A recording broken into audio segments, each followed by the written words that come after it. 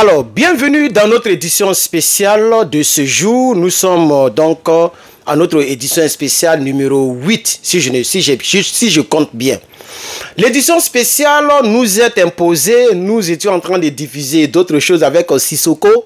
Ok, Embalo Sissoko, président de la Guinée-Bissau. Merci à mes abonnés qui m'ont rectifié. Effectivement, on parle le Portugal là-bas. C'est Guinée équatoriale qui parle l'espagnol. Je m'étais un peu trompé. Le général 4 étoiles, donc, avait déjà... Il a amusé la galerie. On était en train de parler de ça. Et en même temps, on nous contraint de pouvoir passer à la vitesse supérieure avec cette édition spéciale. Je sais que beaucoup sont en train de dormir. Il est 16h45 ici en Californie, aux États-Unis. Dites-moi l'heure à laquelle, par la grâce de Dieu, la vidéo vous sera parvenue. S'il vous plaît, parvenue. S'il vous plaît, dites-moi en commentaire l'heure à laquelle vous regardez. Ça me fait plaisir quand je vous lis. Ça me fait plaisir quand je vois vos likes et vos partages. Ça fait chaud au cœur. Et ça nous donne la force de continuer. Voilà, donc les éditions spéciales. Et donc, de quoi s'agit-il? Comme vous le voyez en titre, le président américain, en Côte d'Ivoire, on dit il est niégué. Il est niégué. Il est niégué, chers camarades. Alors, le président américain a apporté une exhortation. Nous sommes maintenant à l'église. Le président américain, dès que le G7 a pris fin, puisqu'il était, il était au G7 aussi, il dit qu'il exhorte tout le monde à évacuer Téhéran. C'est Sputnik qui a donné l'information tout à l'heure. C'est-à-dire là où je regarde l'information, ça fait 7 minutes. 7 minutes que l'information a été partagée sur Sputnik. Oui, je suis de près l'information, je pêche partout pour vous donner, chers camarades. Ça fait 7 minutes. Dès que le monsieur est venu, on ne sait pas qui lui a donné la force. On ne sait pas ce qui s'est passé. Mais il exhorte tous les pays du monde à évacuer leur personnel du côté de Téhéran. Et en même temps, une autre information nous a été balancée où la chaîne de télévision israélienne qu'on appelle I24 News, I comme I comme Israël, 24 comme 24, comme France 24 et News comme information. C'est une chaîne publique, une chaîne d'État, ou bien la chaîne d'État si vous voulez, est donc israélienne. Ok? Sur cette chaîne d'État, le secrétaire américain à la défense, M. Pete Hegseth, son nom est un peu dur, il a ordonné la préparation d'une éventuelle participation des États-Unis aux opérations israéliennes en cours contre l'Iran si le président Trump donne le feu vert, pour ne pas perdre le temps au fait. Le ministre de la Défense là, ici on dit Secretary of Defense. Ou DOD, voilà, DOD, voilà, DOD ou Secretary of Defense. DOD, ça veut dire département de la défense, voilà, Department of Defense.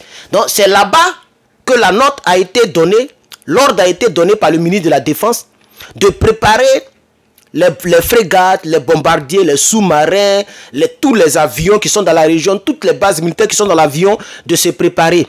Comme ça, dès que le président donne l'ordre, il n'y a plus de temps à perdre. Il faut commencer à Bamoussou, Iran. Ça vient d'être balancé par Sputnik il y a 4 minutes, quand je suis en train de faire la vidéo. Ça fait 4 minutes. Comme je n'ai pas encore actualisé la page, donc c'est toujours 4 minutes et 7 minutes. 7 minutes, c'est où l'information dit que le président américain a demandé à ce que tous les pays du monde puissent évacuer leur personnel et que tout le monde évacue Téhéran.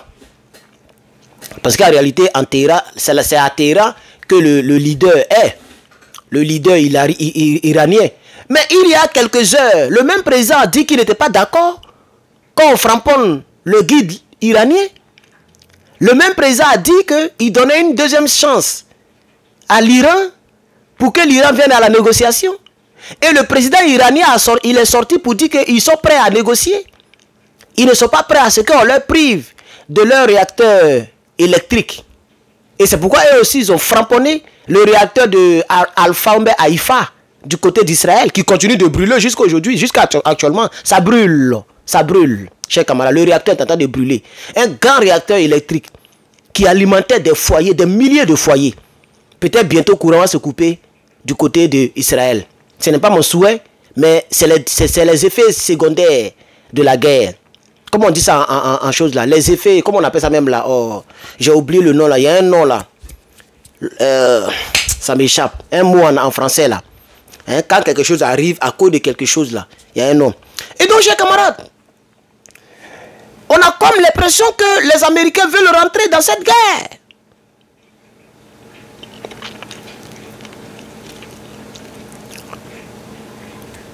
Or, si effectivement les États-Unis d'Amérique rentrent dans cette guerre, comme le dit cette information, le ministre de la Défense demande à ce que les gens préparent tout autour. Comme ça, si le président donne l'ordre, ça va commencer. Oui, peut-être la force de frappe américaine va vraiment toucher l'Iran. Mais l'Iran risque aussi de se défendre. Et il y a plein de bases militaires américaines qui sont dans la sous-région, dans le Moyen-Orient, qui sont à portée de tir. Et l'Iran risque aussi de déverser toute sa capacité militaire sur le pays qui a provoqué cette guerre-là, qu'on appelle Israël. Qu'en est-il du Pakistan?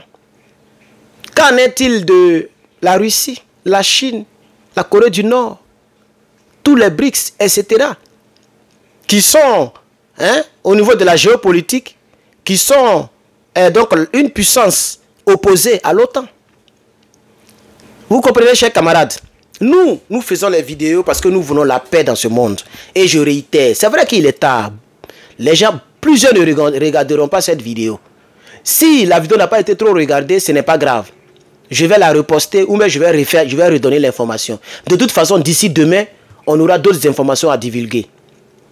Et donc, chers camarades, voici un peu ce qui guette le monde. Voici ce qui guette le monde. Voici ce qui guette le monde. Qu'est-ce que vous dites, vous qui regarderez cette vidéo? Qu'est-ce que vous en dites? Est-ce que c'est possible? Est-ce que les États-Unis d'Amérique peuvent aller jusqu'à s'impliquer directement dans cette crise? Parce que oui, il faut le dire clairement, c'est aussi dans l'intérêt des États-Unis de pouvoir faire attention pour ne pas que les choses dégénèrent. Mais, vous savez, moi j'ai entendu des personnes qui ont dit l'enfer aux États-Unis, l'enfer aux États-Unis. Et même le gars qui a dit que nous allons ouvrir les portes de l'enfer, c'est le même. Il a dit ça et le lendemain il est parti. Ils l'ont djouf. Vous comprenez? Et selon ces deux grands pays, Iran, Israël et États-Unis, l'Iran veut avoir cette bombe pour en finir avec Israël d'abord et en deuxième lieu avec les États-Unis. C'est-à-dire larguer la bombe nucléaire. C'est pourquoi les gens ne veulent pas que l'Iran puisse avoir cette bombe. Alors, le débat va continuer un peu, s'il vous plaît. Le débat va continuer un peu en commentaire. Je serai très ravi de vous lire, ceux qui ne dorment pas et qui verront cette vidéo. Essayez de partager parce que moi-même je ne peux plus partager. On n'entend même plus les 200-300 partages maintenant. Parce que je ne peux plus. C'est quand je peux partager, souvent je partage moi seul 50 fois, 60 fois. Et quand vous augmentez, ça fait quelque chose. Mais je ne peux plus partager. Partagez, chers camarades, s'il vous plaît. Merci. Que Dieu vous bénisse et que Dieu donne longue vie à mes abonnés que vous êtes. Que Dieu vous donne la santé et que Dieu vous donne tout ce que votre cœur désire. C'est tellement le patriote. Je vous reviens incessamment. Si ce n'est pas le cas, on se reverra demain le 17 pour continuer donc l'information de la géopolitique mondiale. Que Dieu vous bénisse. À très bientôt. C'est tellement le patriote, votre frère.